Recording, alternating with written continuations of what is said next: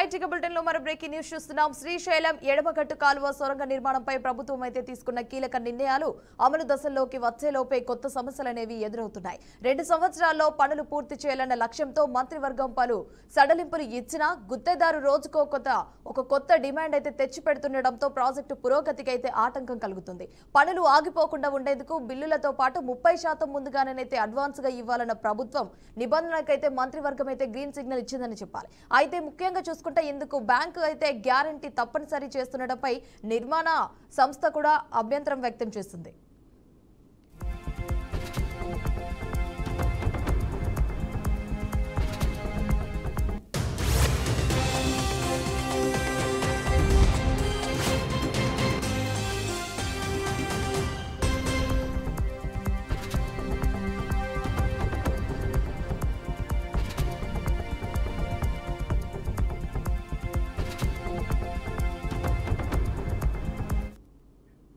అదే సమయంలో JP associates పై అయితే ఎన్సీఎల్టీ విచారణ అయితే ఉండటంతో అన్ని చెల్లింపులు ఎస్క్రో ఖాతా ద్వారా మాత్రమే జరగాలన్న ప్రభుత్వ నిర్ణయం కూడా అమల్లో ఉంది. ఈ ఖాతా తెరవడంలో ఆలస్యం అవుతుందన్న కారణంతో ప్రస్తుతం ఉన్న 130 కోట్ల పెండింగ్ బిల్లులు పాత ఖాతాకే జమ చేయాలని గుత్తేదారు డిమాండ్ చేస్తున్నారు. అయితే ఇది ప్రభుత్వ నిబంధనలకు విరుద్ధమవుతున్నందున కారణంతో ఇంజనీరింగ్ విభాగం ఈ ప్రతిపాదనకు సమ్మతించకపోవడంతో సొరంగ మార్గమై పనులైతే మరోసారి అనిశ్చితిలో చిక్కుకున్నట్లయితే తెలుస్తోంది.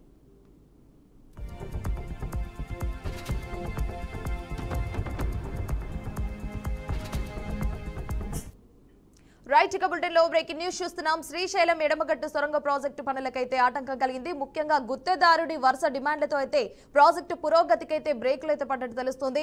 ఇటు బిల్లులపై కూడా 30% అడ్వాన్స్ నిబంధన, అదేవిధంగా బ్యాంకు గ్యారంటీపై కూడా నిర్మాణ సంస్థనైతే జేపీ అసోసియేట్ కేసు కారణంగానైతే చెల్లింపు ఎస్క్రో ఖాతా ద్వారానే చేసుకున్నట్టు కూడా తెలుస్తుంది. రైట్ ఇక దీనిపై మరిన్ని అప్డేట్స్ మా ప్రతినిధి శ్రీనివాస్ అందిస్తారు.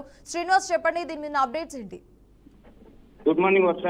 శ్రీశైలం ఎడమగట్టు కాల సొరంగానికి సంబంధించి ఇప్పటికే మరోసారి నిలిపిపోయే ప్రమాదం కూడా గుత్తేదారుల నుండి వరుసగా డిమాండ్లతోటి ప్రాజెక్టు పురోగతి బ్రేక్ పడుతుంది. దీనికి సంబంధించి చూసినట్లయితే బిల్లుపై 30% రిజర్వేషన్ అమలు పరచడంతో పాటు నిబంధనలకు విరుద్ధంగా బ్యాంకు గ్యారంటీ, దానికి సంబంధించిన నిర్మాణాల సమస్యకు సంబంధించినటువంటి జేపీ అసోసియేషన్ కేసు కూడా కారణమైనట్టు చెప్తున్నారు. దీనికి సంబంధించి చూసినట్లయితే బిల్లులపై 30% అడ్వాన్స్ ఇవ్వడానికి సంబంధించి కొంత నిబంధనలు విరుద్ధంగా తీసుకుంటున్నారనేది కేసు కూడా నమోదు చేయడం జరిగింది. దీనికి సంబంధించి 130 కోట్ల బిల్లును పాత ఖాతాలో వేయాలని గుత్తేదారులు డిమాండ్ చేస్తూ ప్రభుత్వ నిర్ణయాన్ని వ్యతిరేకిస్తున్నటువంటి ఇంజనీరింగ్ సంబంధించినటువంటి అంతర్గత విద్యాలయంలోని 2 నెలల్లోని ప్రాజెక్టు పూర్తి ప్రభుత్వం సిద్ధమైన నిర్మాణ సమస్యకు సంబంధించినటువంటి అవకతవకలతో కొంత నిర్లక్ష్యం జరుగుతుందనేది చెప్పవచ్చు వర్ష. దీనికి సంబంధించి శ్రీశైలం సొరంగకు సంబంధించినటువంటి ప్రాజెక్టు నిర్మాణంలోని కొన్ని అవకతవకలు జరుగుతున్నాయనేది ప్రధానంగా చెప్పుకోవచ్చు. దీనికి సంబంధించి బిల్లులపై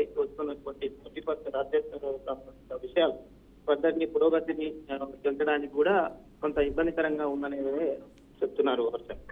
right Srinivas, thanks for the updates.